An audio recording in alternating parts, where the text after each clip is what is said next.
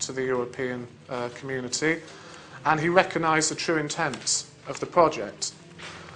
This is particularly important in a left-wing city like this one, because it's commonly portrayed as a right-wing argument to be against the European Union. But the reality is it's not right or left, it's a question of freedom and autonomy against despotism. And it's important to remember that it was actually the Tories who took us into this. Another prominent left-winger who was opposed to the European Union is Tony Benn. He hasn't spoken out about it recently, but he was very clearly opposed to the European Union. If everybody could now turn to the next heading, the deceit of Edward Heath. You'll see there's a prime ministerial broadcast. I won't read it out in full, but he essentially said that we would not sacrifice any independence or sovereignty by joining the European Union. Now, we all know that turned out to be false, but what not everybody knows is that that was an outright lie. Ted Heath knew that that wasn't true. He'd met Monnet in the early 60s, I think, or maybe it was actually in the 50s, and he was well aware of the true intentions of the project. Also, there's the Werner Committee, which was essentially a Foreign Office report. This explicitly said that the member states of the European Economic Community would ultimately end up with less power than the states that comprise the USA. He was aware of that, but he made no reference to it when he campaigned for our entry. Lies were also told about the common fisheries policy. Documents which have now been revealed show that the chief negotiator, Geoffrey Rippon QC, was told not to refer directly to the detail of the common fisheries policy, because lots of MPs whose constituents are fishermen started to recognise that this would have a devastating effect on their constituents' businesses. He was told just to tell these MPs that this was just being considered in the wider context. Okay, so these documents, which have now been revealed after the 30-year rule, show that the chief negotiator, Geoffrey Rippon, was deceptive and disingenuous.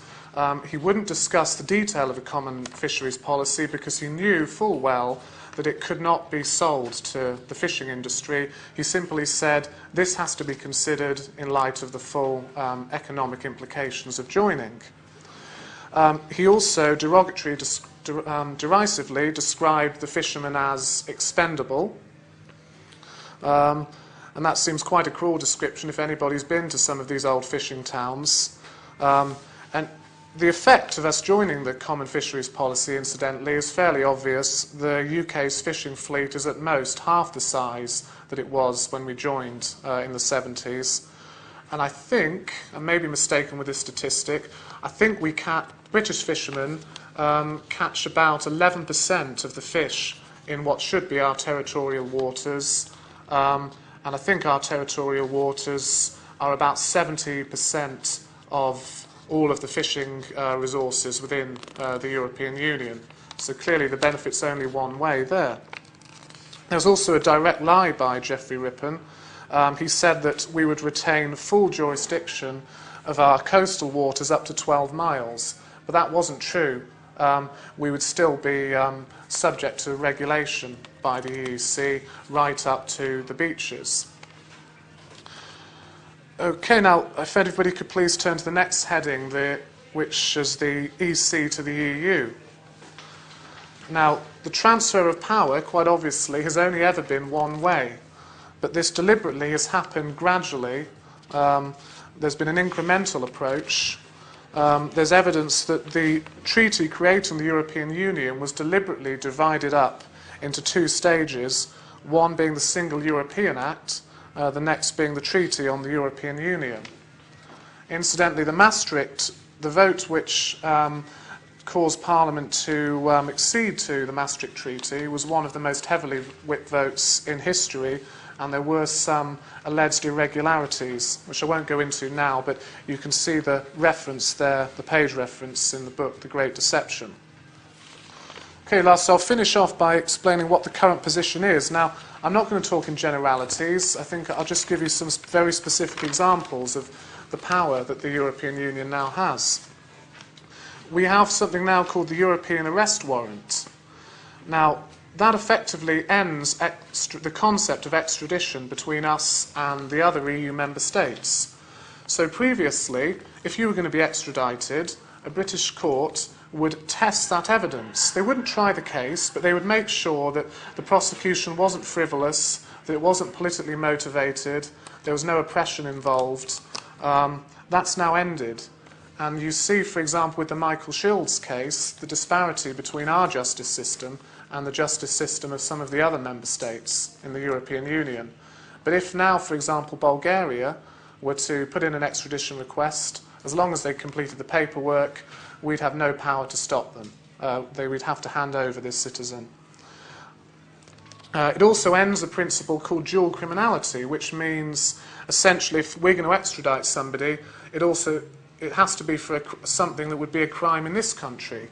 So say, for example, Iran wanted us to extradite somebody for wearing lipstick or for not covering their hair. We would say, no, I'm sorry, we find those laws unpalatable, we're not going to extradite them. Well, that can't happen anymore between us and the other member states. So, for example, Germany may want somebody extradited for Holocaust denial or other speech and thought crimes. The UK government, of course, claims that it's opted out of the criminal justice area. But, of course, the European arrest warrant is something relating to criminal justice. The reason for that apparent contradiction is that the government is being misleading. They haven't opted out of it. What they do is they opt in and out of specific measures within this criminal justice area without the need for parliamentary approval. So I advise people to always be sceptical of these claims that we've opted out. Remember the intentions of the European Union. The project can't work if member states pick and choose which areas they want to comply with and which directives they want to comply with. Asylum's another example where we supposedly have an opt-out, but of course we have actually acceded to some EU measures on asylum, and even if we hadn't acceded to any of them, if somebody's granted asylum in, say, Germany, they have free movement all over the EU zone, so they could come here and reside, and it would be a breach of community law to stop them. Another deceptive tactic politicians tend to employ is they won't reveal when they're implementing EU law. Does anybody remember the supposedly momentous decision Gordon Brown made to give the Bank of England independence? Received a lot of credit for it as well. Well, it wasn't his decision at all. It was actually required by Article 180 of the Maastricht Treaty. Now, although the Tories signed that, the deadline for complying with that expired about the time Gordon Brown made the decision to make the Bank of England independent. And that's just one example of where politicians claim they're making their own decisions when really they're just doing the bidding of the European Union. Another area where the EU is going to have more control is through the European Convention on Human Rights. Now, that was actually a creation of the Council of Europe, which isn't the same as the European Union, but now the ECHR is essentially part of EU law. So there's no real distinction between them anymore. If anybody's interested, I've got an article about that on the website, but this will impact on all sorts of areas of British life. The most recent example is the European Court of Human Rights has decided we must give prisoners the right to vote. Now, you may or may not agree with that, but really I would say it should be up to our Parliament, and I, for one, don't want to take any lectures in democracy from a dictatorship. It sounds rather absurd to me.